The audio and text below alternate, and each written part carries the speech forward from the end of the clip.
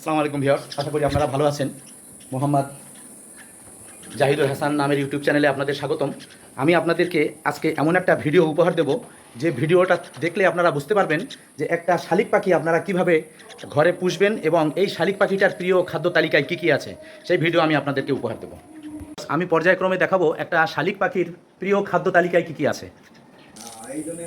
বন্ধুগণ, শালিক পাখি মূলত বাসা বাড়িতে যে খাবারটা আপনারা বেশি বেশি খাওয়াবেন সেটা হচ্ছে মুরগির ফিড। মুরগিকে যে ফিডটা খাওয়ায় আর কি, ব্রয়লার মুরগিকে যে ফিডটা খাওয়ায় সেই ফিডটাই আপনারা মূলত এর খাদ্য। এটা খুবই ভালো খায় এবং এটা পানির সাথে মিশিয়ে নরম করে বাচ্চা শালিকদের খাওয়াতে পারেন আপনারা। আপনারা দেখতে পাচ্ছেন ঘাস ফড়িং।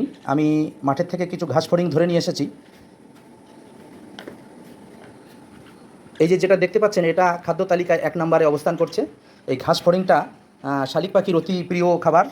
এবং এখানে আপনারা দেখতে পাচ্ছেন যে ফড়িং, যেটা সবাই পরিচিত, যে ফড়িংগুলা উড়ে বেড়ায়, এই ফড়িংটা আপনারা যখন ওকে দিবেন এই ডানাটা বাদ দিয়ে তারপরে দিবেন। পরবর্তীতে কালো পিঁপড়া, যে পিঁপড়াটার বিষ নাই, এই যে কালো পিঁপড়া দেখতে পাচ্ছেন, এই কালো পিঁপড়াটাও ওর খাদ্য তালিকায় একটা ভালো জায়গায় অবস্থান করছে।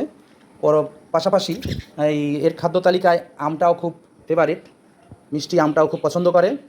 তারপরে কলা ওর খুব পছন্দ, খাবার তালিকায় কলাটাও পছন্দ করে।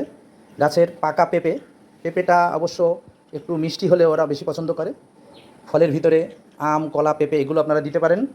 এইভাবে আম আপনারা পেস্ট করে ওকে খাওয়াতে পারেন। যখন ও নিজে খেতে পারবে না তখন পেস্ট করে বাচ্চা শালিককে আপনারা খাওয়াতে পারেন। আর এখানে সবথেকে ওর ফেভারিট খাবার হচ্ছে এই ফড়িং।